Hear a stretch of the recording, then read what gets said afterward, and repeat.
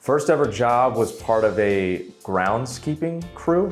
So I worked at an athletic complex and we took care of baseball fields, softball fields, got pretty good with a lot of machinery, cutting big fields and grass and stuff. And it was the first taste of taking pride in it. And then it ended up being a great group of friends that I made. So like those two elements of it was the first taste of like, work may not suck if it's fun with a group of people that you enjoy, and then you start to take some pride in it.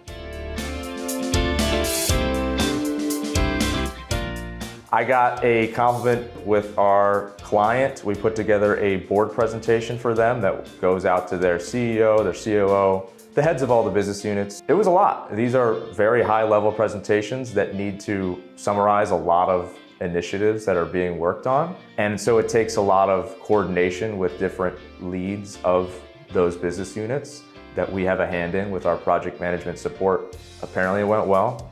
And the chief strategy officer reached out to my lead and said, hey, I really appreciated the work you guys did. We got a lot of great feedback, and it wouldn't have been possible without all the coordination and support that you guys provided. So it was really nice to hear. You don't need that in your work, but it's always nice to hear after some long hours and some demanding tasks.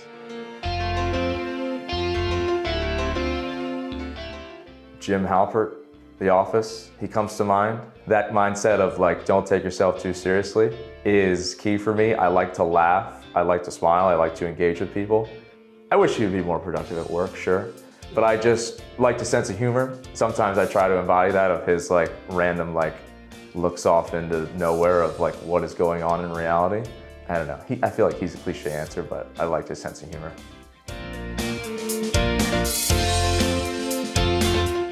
Sports involve a lot of my hobbies, whether it's watching, attending, or playing. I try to play tennis once or twice a week.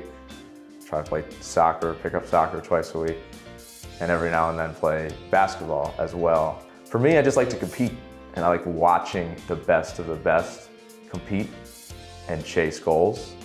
And so for me, when I get the most fired up or emotional, it usually has to do with some awesome sports moment, a great comeback, or an inspirational story, or a championship team.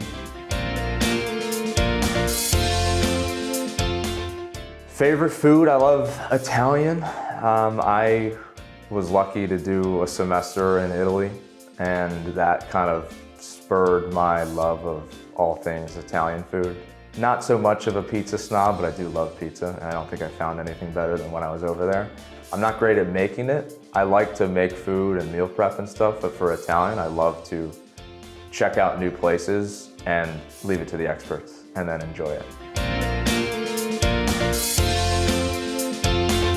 Cal Ripken, who played for the Baltimore Orioles. Average build, average overall expectations, and just exceeded with working his butt off every day and became one of the greatest shortstops, baseball players, Baltimore Orioles for sure. There are a lot of people who have been hyped up since they were 8 years old or 13 years old. It's like, this is the next big thing. So I love those types of stories where maybe they didn't have all of the God-given talents of you can run this fast or whatever it is. It's just like, he came in and worked every day. The biggest thing about Cal Ripken, he has the longest streak of consecutive games played. He played more than 2,000 games straight. So I love the idea of consistency.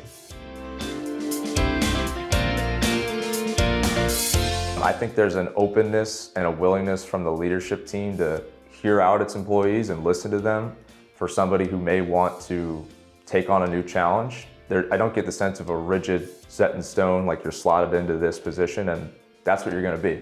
Switching to a different project, a different industry sector, you can approach your team lead and executive, here's my plan, here's how I wanna get here. And there's an openness and flexibility to say, go chase that, Jimmy. We want you to succeed. That flexibility stands out to me.